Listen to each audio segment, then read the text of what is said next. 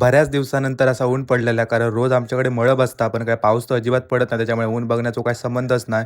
तर आज असं ऊन बघून भारीच वाटत होता. मग नंतर मम्मी माका बोलली, की "माका नारळ सोलून दे, कारण जेवण करूक नारळ लागतात." तर रोज चोललेलो असता, पण आज नाही होतं. आणि ज्यामध्ये नारळ होतो त्याच्यामध्ये पाणी मस्तच गावला त्याच्यात. तर पाणी पिले आणि तुम्ही मागच्या व्हिडिओत तर बघितलेलास, की आपण घराची सगळी साफसफाई करू घेतलेला. तर आमची मेन पटणी हॉल साफ करूच होतो. मग तो पटापटा साफ करू घेतलं. नंतर जेवणाची तर वेळ झालीच, पण मला काय भूक लागलेली नाही. तरी पण काकांनी 2 चपाती दिल्या आणि ती चपाती आणि भाजी मस्त खाल्लं. आणि नंतर परत एकदा न थांबता आम्ही कामाक सुरुवात केली. होता लाईट गेली त्याच्यामुळे म्हटलं लाईट इल्यावर काम करूया. पण लाईटच्या जीवावर रवलाव थंयच रवाचा.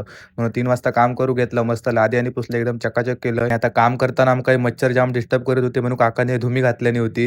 आणि काम करता कधी 5:15 वाजले काय समजलं पण आज आमचा पूर्ण दिवस कामातच गेलो. मग पैसे घेतले आणि गेले खाली, कारण थोडा सामान आणायचं होतं. मग आता सामान सुद्धा घराकडे घेऊन दिले आणि जी तुमका माझ्या हातात झाडू दिसतात एका माणसाने माका फुकट दिलेली होती. पैसे नाही घेतलेले होते. मग त्यानंतर आपली पडवी तर साफ करून झाली. आणि साफ झाल्यावर लाद्याने पुसून झाल्यावर कसलं भारी वाटतं ते बघा. आणि ह्यो असं आमचं मेन हॉल जे आमचं गणपती बाप्पा बसता एकदम चकचकीत क्लीन वाटत होतो.